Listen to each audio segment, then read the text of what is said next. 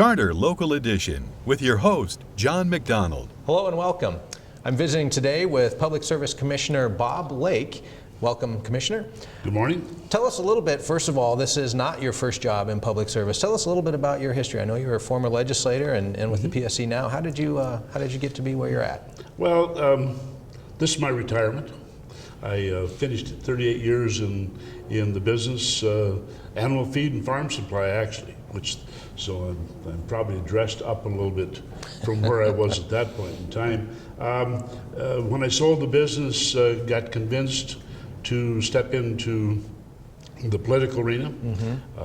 First ran for the legislature, the House of Representatives, at that time House District 60, which covered the Hamilton area, right, pretty much in Montana, in western Montana. But actually liked it. I spent my entire 8 years, I turned out of the House of Representatives, spent my entire 8 years on the Taxation Committee, chaired that committee for 4 years, and the rest of the time on education. Of course, I had the rules and I had a few of the other sideline ones too. But now on the Public Service Commission, I enjoy it. Far more work than most people have, and including myself, from the outside would look at.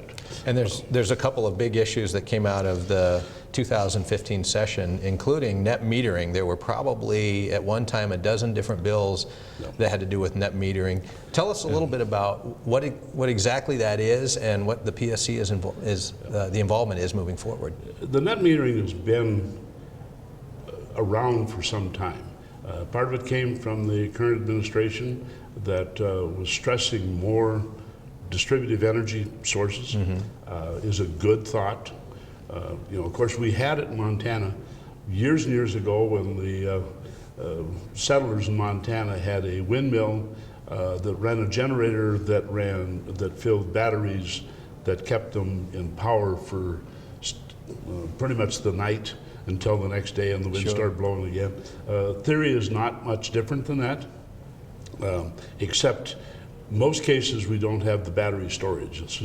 This is a generation of personal use.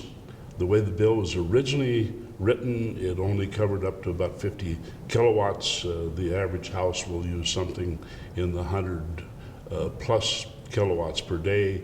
And of course, depending on the time of the year, middle of winter you use more. Sure. Middle of summer you probably would use less.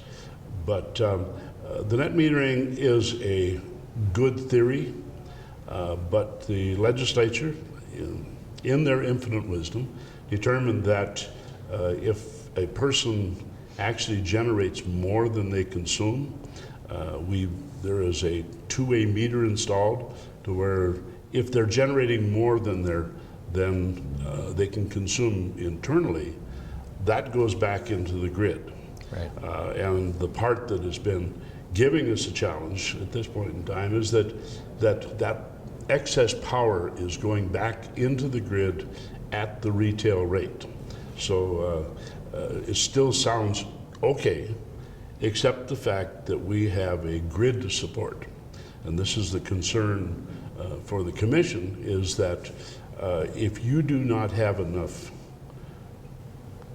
money coming through, if you're not generating enough money to keep the line charged, right, to keep the line maintenance up, including clear into the transmission lines, then quite frankly, there's going to be a point in time where everything's going to collapse. Right. And we are concerned about that. It has hit other states, state of Hawaii. Right. And they have right now, they've just passed a 100% renewable by, I believe it is 2030, and is going to be a challenge because unless the rate structure and the tariff that is published brings in enough revenue to maintain the transmission, then the individual that's out producing their own, the rooftop solar, right, the wind, or some cases hydro, if we don't get enough money going to to the utility to support that, the rates are going to go Right. straight through the roof on everybody, including the people that are that are producing their own. And I so know- this is an issue. I know another big issue I wanted to get to before we run out of time too is Senate Bill 396, commonly referred to as the Uber bill. The and Uber this is bill. something that the PSC, as brief as you can, tell me a little bit about what that is and what is the PSC's role going to be. You're doing a rulemaking, is that correct? Well, we have been charged with developing the rules to fit a contract carrier into the system basically as a non-regulated provider. The concern, and we just had a listening session this last week, the concern is that we are going to take the individual that has invested a lot of time and a lot of money into having his regulated carrier. And I believe it's the individual from Billings. He runs 20 plus cabs, has 40 employees, and all of a sudden we're going to allow, by the decision of the legislature, a individual to come in that works off an app that works through a New York company and literally this gets clear out from under the umbrella of oversight. And I hate to use the word regulation because it's more like oversight.